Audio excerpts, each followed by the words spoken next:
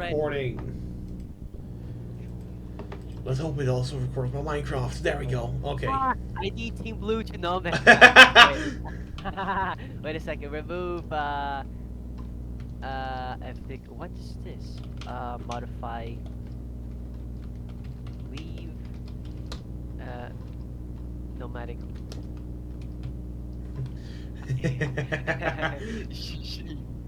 Join.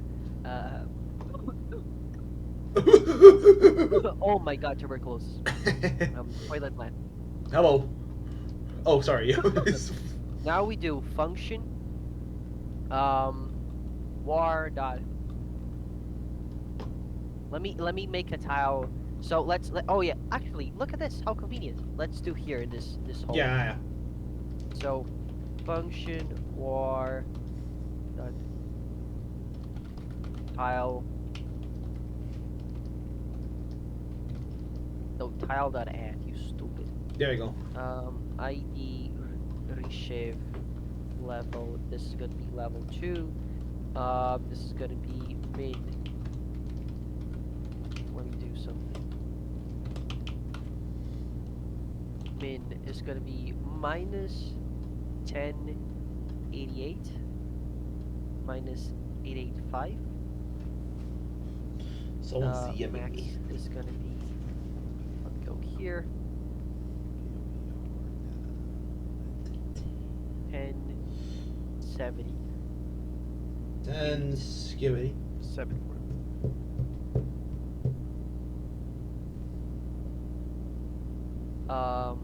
Function war dot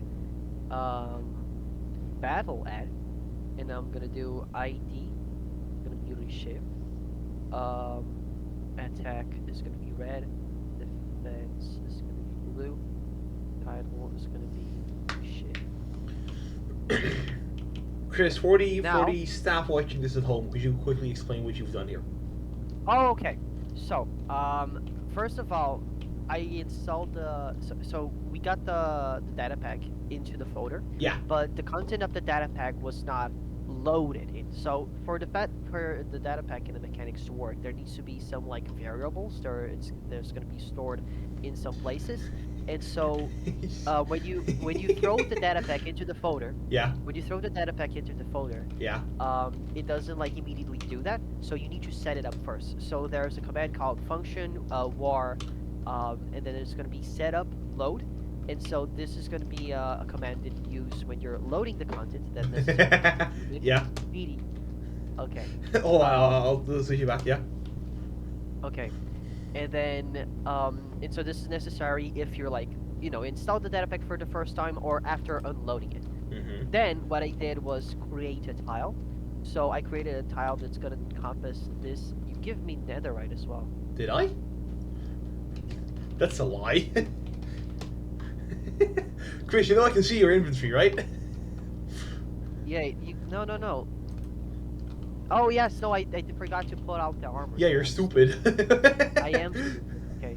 I was like, dude, why do I have netherite? I'm certain I put this thing here. Okay. No, you didn't. So I created a tile that's gonna have the ID reshape, and it's gonna have this minimum coordinate. So it's gonna be this rectangle here. Yeah. So it's defined by 2 coordinates, Mm-hmm. and if you see on a map, you should have like a mini map with you. Yeah. This is the minimum coordinate. So this is the coordinates of the rectangle that have the smaller coordinates, and this is the max coordinates. You can see that all the numbers from this point that I'm in are smaller than from the point that Twilight was. This one, right? Yes. So it needs to be that. If you screw that up, the tile may not correspond to what it actually is. Okay. And I gave it a level 2, which means it's an urban tile. So it should take 10 minutes for this tile to be kept. Then I use the function battle add, which is then going to create a battle with that tile, and then I provided it the ID of the tile, which is Reshev. Mm-hmm. I put out what teams are going to be fighting in. So there are 2 arguments: defense and attack. Defense is going to be the team defending, which is going to be blue, the team that Toilet is in. Hello. And the team that is attacking, red, which is the team that I'm in. And now, with the tile set up, we should do a function war. Let me just get out of the tile. let me do war event start, and this should start the war. Yeah. So let me wait toilet to do the very important announcement. My Sunday just turned into a milkshake because I was talking and I forgot to. I'm low-key gonna just drink it. Do it, down it. Okay, can I then tell me when I can do it? You can send the command now. Okay. Start. Battle has begun. Right. Thank you. You can see that it has like a lot of notches, and so because it's an urban tile, I made it so you can roughly see the minutes that it appears. So okay, go inside the tile. I'm so inside the tile. Is defending it, right? I'm defending it. Let me do something. Let me do objective set display sidebar. War.bar. Is everyone able to see that bar, by the way, or yes, is it just everyone okay? is gonna be able to see that. Okay, okay. And so if I go here, sorry, it's not gonna happen anything because the tile is being contested. But then as soon as the defenders leave the tile, it's gonna start ticking down. Yeah. And so it should be like that for like 10 minutes because this is an urban tile according to new server rules, right? But then if toilet comes in again, what I did so is that the tile, the timer stops. And if toilet manages to kick me out and then just sit out here, it's going back up. It resets. And so the attackers need to completely expel the defenders, and the timer is going to tick down. If the defenders manage to come back, but the attackers are still there, the timer is just going to stop, and then if they kick you again, it's going to continue. Boom. And so this is the objective of the attackers. Could you explain why you chose it to have it pause instead of go down instead of reset immediately, even though like War Rule says that it has to be 10 minutes in a row, so it's 10 minutes in total? Because the War Rules, the new War Rules are going to say that it needs to be consecutive minutes. But at the same time, I was thinking to myself, well, imagine there is a situation, in this case, of like 10 minutes, right? Where the attackers are just trying to defend, the attackers in this case are trying to repel all defenders from coming inside of the tile. And the city may be big, right? And it can have like a lot of entrances and such, and I don't know. And so they're here defending, and then for some reason, one single guy from the protection just like comes and steps into the tile. So what would happen if we were to do that? We could have like reset it, and just as soon as the defense comes in, the timer is just going back to max. And so all the 10 minutes which were spent protecting this tile are going to be, emptied. Are going to be maxed and emptied, and then the timer is going to reset. So then the attackers are going to have to expel this guy, and then last more 10 minutes again without losing. Which, of course, like, that is technically how it is written in the War Rules as it is right now, but it's, of course, against the spirit of the War Rules. Yeah, one guy coming in not wearing anything should not count as resetting the tile. So. Exactly.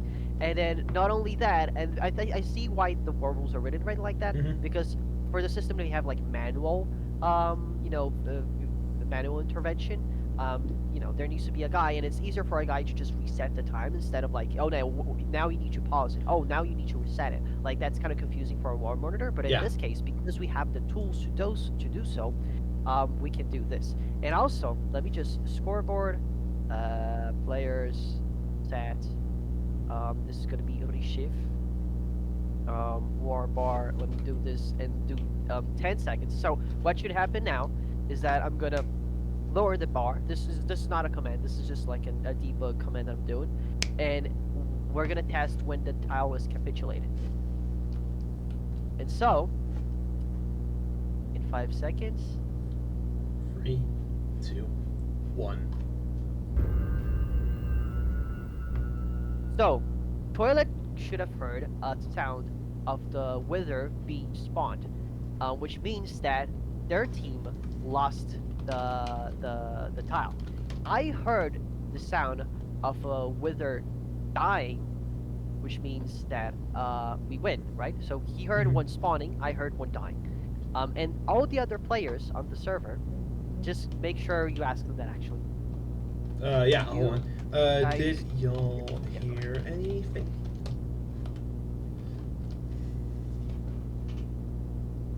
Okay, Yeah, good, see? good. So it should be. So that's how it works now. So the players can see. All players can see the bar on the top. But then the sound that it makes should not, absolutely spook players off. I made it so only the players from the teams hear it, and they hear different things. So in the case of having multiple battles happening at the same time, if you're in a team, you can just by hearing it, you can hear if you lost a tile or if you won a tile. Um, and that's basically it. This is how. Okay, and now I can end the battle. So, well, once the tile is over, I can do function war event end, and it's going to scrap everything. Yeah. Now I don't. So we could have tested how it went in terms of TPS, but I think that there was I didn't notice like a drop in It's been TPS. on 20 the entire time. Yeah, so the data pack also does not compromise server TPS. So this is a very lightweight tool. And then of course, then after the battle is done, we know the results. Okay, results are announced, and I can do battle dot clear, and then it just clears that now there's no tile associated with the battle, and now we can add more battles to be happening later, correlating them with the respective tile. Yeah. And so also, this is a tool that allows tiles to be added and they're not lost. So, so when you can add like as many tiles as you want, and if the server restarts and whatnot, it's gonna stay there like that. So admins on their free time when the war is happening can just like spend their time in making tiles. And then when the battle is gonna happen, they already have the tiles like prepared. They don't need to do all these steps. They can just log in, add the the tile to the battle, and just start the event. And Yeah. so pretty intuitive. And That's there's it. Oh, if hey, Nix. multiple battles have to happen, they have to happen all at the same time, right? Yes. Yes. And So that you that cannot still have. works with the plugin. All right. So Chris, could you for a moment kind of describe the current drawbacks? Oh, by the way, next I'm recording all of this so that the different staff can see it as well. Okay. Could you for a moment kind of describe the current drawbacks that we have with this system? Like, what are some things that which might need some. Because one of the biggest drawbacks I'm thinking of right now is that you have to be opt to actually, as War Monitor, you have to be opt to be able to actually do all the commands. So yes. Normally, I don't know if you guys know, but there are other data packs you know, they you can make commands for data packs in different ways. So the way Yeah. I did here is through slash function, which is an OP command. Yeah. However, there's also another way, which is slash trigger. And this is the command that all players have access to in the server, and they can do this in the case of like,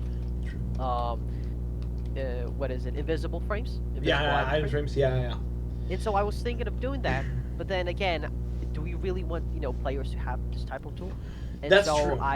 I did it so only OP has this type of tool because it makes sense because this is a technical tool that should be restricted to moderators or people that understand these like command mechanics, right? Yeah. But that could in theory be solved by because we have luck perms. That could in theory be solved by just creating a new luck perms group. No. Yes. Yeah. Okay. We Cool. could. So, if you guys, if it comes to an issue, I don't know if you guys can restrict certain trigger commands to only be accessible to some roles. Um, Oh, but I don't know. I mean, yeah, definitely we can do that for sure. But I don't know if. I mean, if we could do it with a slash function as well for certain function commands, that would also like be fine then. a slash, yeah, Because slash we currently function, use yeah, you currently use slash function. I'm pretty sure we can assign certain slash function commands to non-opt players through luck perms, so that's not an issue. yeah, yeah. If that's the case, then I prefer doing that and just like doing that in the server config. If that is able, but because I don't want to touch it the data pack again, they just add like a trigger thing for everything. Anyway, yes. Another drawback is that you notice that the tile needs to be a sort of like rectangle. And so this is both a drawback and also a sort of good thing. Drawback is that tiles have different shapes, so you can have a city that's not necessarily a big rectangle. And so for this case, this is a big city here that I have on my side. You can sort of like fit a rectangle roughly in like the main center area, But then you're gonna have left outs, and you're gonna might say like, okay, yeah, this is part of the tile, but it's also not really part of the tile. Like if I say, for instance, like let's say, here, but then the tile like just starts on this road here, and then crosses this intersection here. I'm still technically gonna be in the city, but I'm not gonna be, Won't be in the tile. In the tile. Yeah. And so I need bread. I need food. I also need food. Hold on. Because I wasn't creative, but someone removed my creative. Because someone wasn't want a non-staff member to get access to all the staff commands. Anyhow, so the idea here is that because this is an easy, is just a very intuitive implementation of the tile, it would be really difficult to have tiles with irregular shapes. And also, the way datapack works is that every second it checks if the player is inside the tile. And if there's an irregular shape, it's going to be a very complex computation to check if the player is inside the complex polygon, and it's going to happen every second, which is not going to be very good for the server. And so I did this way for mechanical reasons, right? Computational reasons, and also because it's intuitive. Like players, there's been a lot of issues with players knowing like where the tiles are. Players would be standing in a certain position, and then there'd be someone saying that they're not in a tile, some people saying they're in a tile, because maps may not be 100% accurate, they not be on the scale that things are easily recognizable, or they're not, they're not precise. Yeah. But this is very exact. You can just tell players, oh yes, the tile encompasses this rectangle here, and these exact blocks. And so the players have a clear idea where they should be in the battle. Yeah.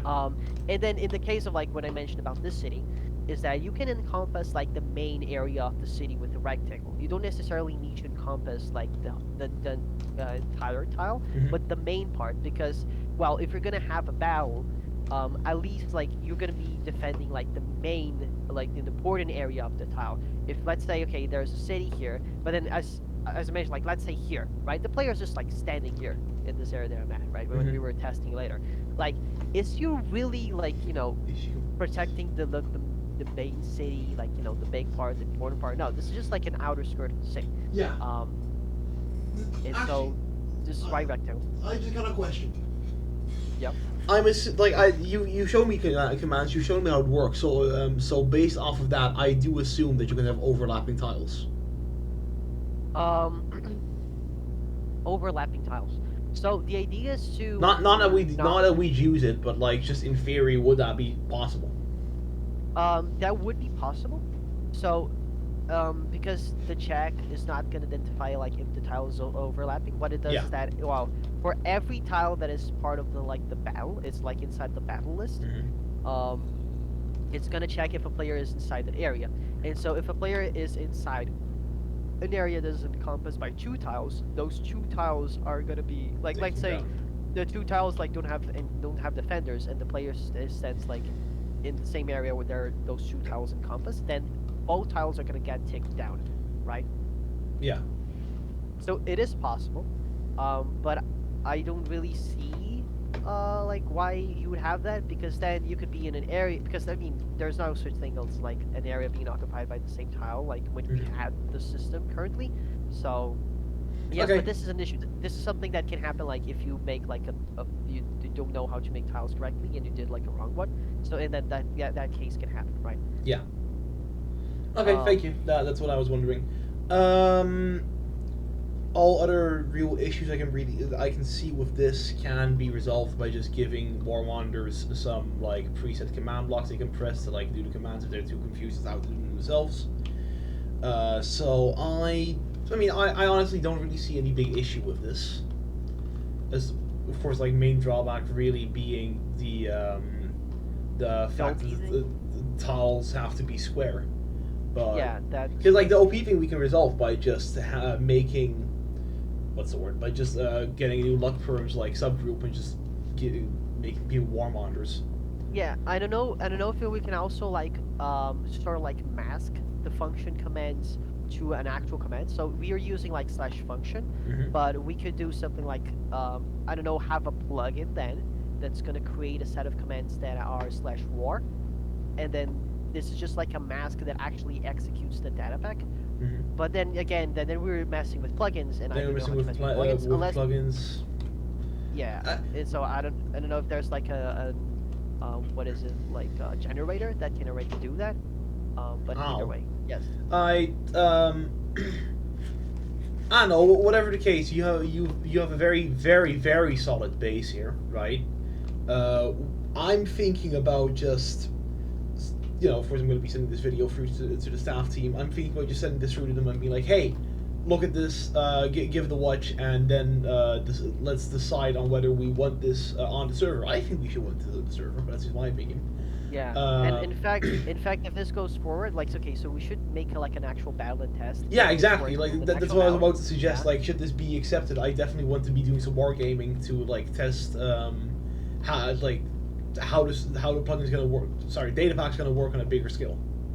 Yeah, and if that works, if it turns out to be like something that works, we could officially implement it in like the war rules as well, because the whole idea of having like these actual tiles is not something that is on the war rules, and so if this thing works, then I suggest like we do something then to.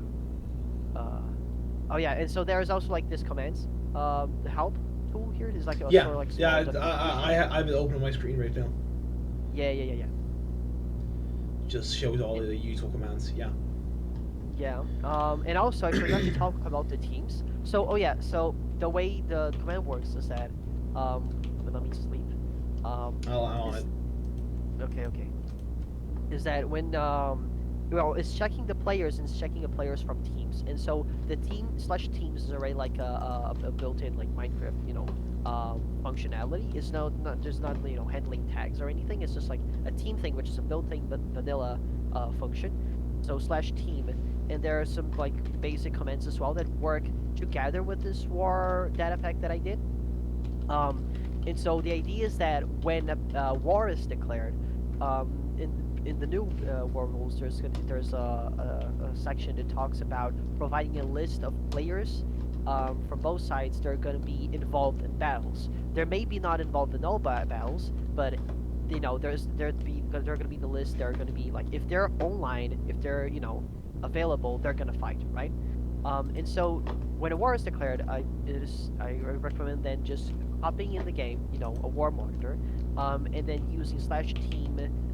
First, we're gonna add the teams, and so team add, and then the team name here that we're gonna do should be a color, actually. So I made a list in the message here in my ticket that tells like all the names that the team can have, and this is because when you saw like the boss bar on the top, it was a specific color, and these are the colors that it can be, and I made it so like it's intuitive. So let's say like there's a nation that is recognizable by like a color, like let's say the Pyrenees Empire, so easily recognized as like yellow, right?